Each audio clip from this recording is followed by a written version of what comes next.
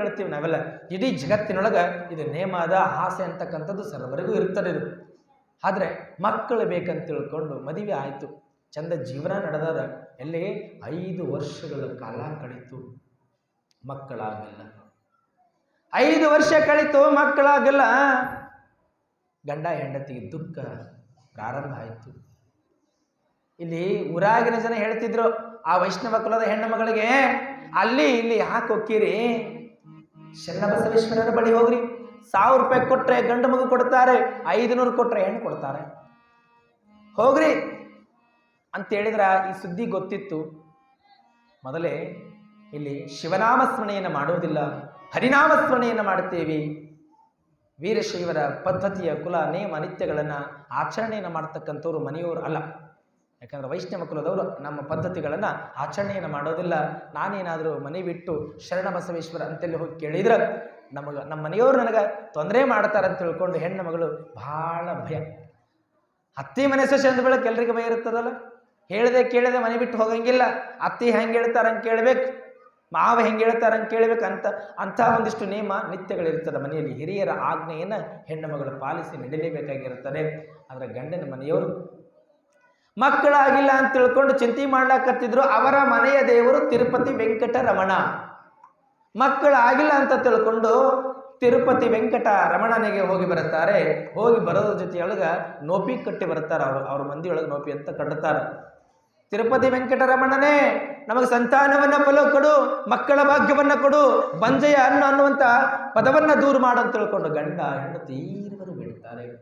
ಮುಂಜಾನೆ ಹುಟ್ಟಾಲಿ ಸಂಜಾಲೆ ಸಾಯಲಿ ಬಂಜಂಬ ಶಬ್ದ ಹೊರಲಾರೆ. ಬೆಳಗ್ಗೆ ಹುಟ್ಟಲಿ ಸಾಯಂಕಾಲ ಹೋಗ್ಲಿ ಬಂಜೆ ಅಂತಕ್ಕಂಥ ಶಬ್ದೆಯನ್ನ ಅನ್ನಿಸಿಕೊಳ್ಳಕ್ಕೆ ಆಗುತ್ತಿಲ್ಲ. ಒಂದು ಮಗುವನ್ನಾದ್ರೂ ಕೊಡು ತಿರುಪತಿ ವೆಂಕಟ ರಮಣ ಅಂತ ತಿಳ್ಕೊಂಡು ಬೇಡಿ ನೋಪಿ ಕಟ್ಟಿ ಬರುತ್ತಾರೆ. ಕಟ್ಟಿ ಬಂದರೂ ಸಹಿತವಾಗಿ ಮಕ್ಕಳಾಗೋದಿಲ್ಲ. ಎಷ್ಟು ಬೇಡಿದರೂ ಸಹಿತವಾಗಿ ಮಕ್ಕಳಾಗೋದಿಲ್ಲ. ಯಾವ ದೇವರುಗಳಿಗೆ ಹರಕೆ ಹೊತ್ತರೂ ಸಹಿತವಾಗಿ ಮಕ್ಕಳಾಗೋದಿಲ್ಲ. ಬಹಳ ಚಿಂತೆ ಇತ್ತು ಹೆಣ್ಣು ಮಗಳಿಗೆ. ಏನು ಮಾಡೋದು, ಮಕ್ಕಳ ಭಾಗ್ಯ ಇಲ್ಲಾಂದ್ರೆ ಪ್ರೀತಿ ಸಿಗೋದಿಲ್ಲ. ಮಕ್ಕಳನ್ನು ನೋಡಿ ಅದರ ಸಮಯ ಕಳಿಬೇಕಂತಾಳಕರ ಹೆಣ್ಣು ಮಗಳು. ಮಕ್ಕಳೆಲ್ಲ ಬಹಳ ಚಿಂತಾಸ್ಥಿತಿಯೊಳಗೆ ಹೆಣ್ಣು ಮಗಳಾದಾಳೆ.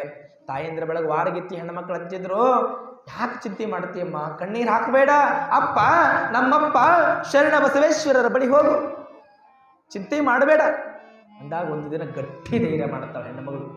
ಹ್ಯಾಂಗೆ ಗಟ್ಟಿ ಧೈರ್ಯ ಮಾಡ್ತಾಳೆ ಅಂದ್ರೆ, ತಾಯಿ ತವ್ರ ಮನೆಯೊಳಗೆ ಸ್ವಲ್ಪ ಬಂಗಾರ ಹಾಕಿರುತ್ತಾಳೆ. ಹೆತ್ತ ತಾಯಿ ಬಂಗಾರವನ್ನ ಮಾರಿ ಒಂದಿಷ್ಟು ದುಡ್ಡು ಬರ್ತದೆ. ಆ ದುಡ್ಡು ತೆಗೆದುಕೊಂಡು ಹೋಗಿ ಶರಣರ ಬಳಿ ಹೋಗ್ತಾಳೆ.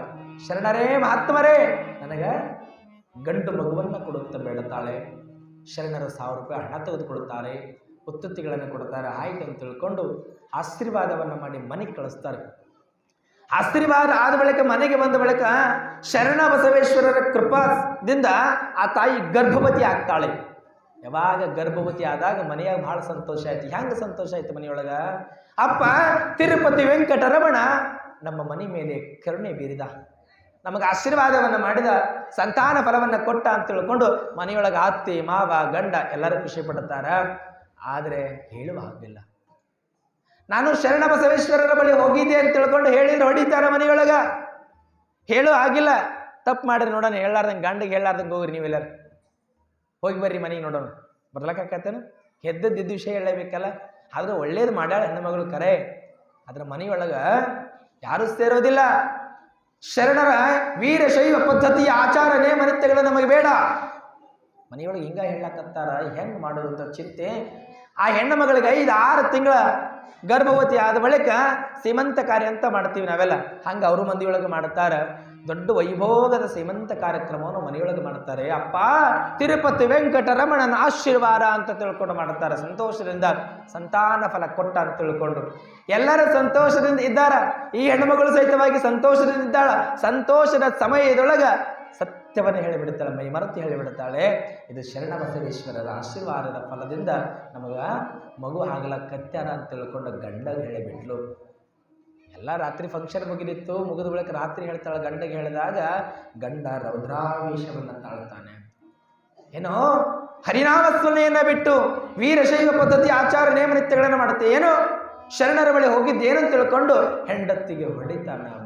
ಮಧ್ಯರಾತ್ರಿ ಆಗದೆ ಕೇಳುವುದಾಗಲ್ಲ, ಹೆಣ್ಣಿನ ಗೋಳು ಕೇಳುವವರ. ಯಾವ ಜನ್ಮದೊಳಗ ಹೆಣ್ಣಾಗಿ ಹುಟ್ಟಿ ಬಂದ ಯಾವ ಜನ್ಮದೊಳಗ ಯಾರಿಗೆ ನಾನು ಯಾವ ಮಕ್ಕಳಿಗೆ ಶಾಪವನ್ನು ಕೊಟ್ಟೆ, ಯಾವ ಮಕ್ಕಳಿಗೆ ನಾ ತೊಂದರೆಯನ್ನು ಕೊಟ್ಟಿದ್ದೆ ಅಂತ ತಿಳ್ಕೊಂಡು ಈ ಜನ್ಮದೊಳಗ ಮಕ್ಕಳಿಲ್ಲ ಅಂತ ತಿಳ್ಕೊಂಡು ಬಂಜಿ ಅನ್ಲಾಕತ್ತಾರ. ಶರಣ ಬಸವೇಶ್ವರರ ಬಳಿ ಹೋದೆ. ಆ ಗುರುದೇವ ಸಂತಾನ ಫಲವನ್ನು ಕೊಟ್ಟ. ಆ ಭಾಗ್ಯವನ್ನು ಉಳಿಸಿಕೊಳ್ಳುವಂತ ಯೋಗ ಇಲ್ಲಂತ ದುಃಖ ಮಾಡ್ತಾಳೆ. ಮಧ್ಯರಾತ್ರಿ ಸಮಯ ಹೊಡೆದರೆ ಹೊಡಿತಾನ ಗಂಡ ಹೊಡೆದು ಹೆಂಡತಿಯನ್ನು ಮಧ್ಯರಾತ್ರಿ ಹೊರಗೆ ಹಾಕ್ತಾನೆ.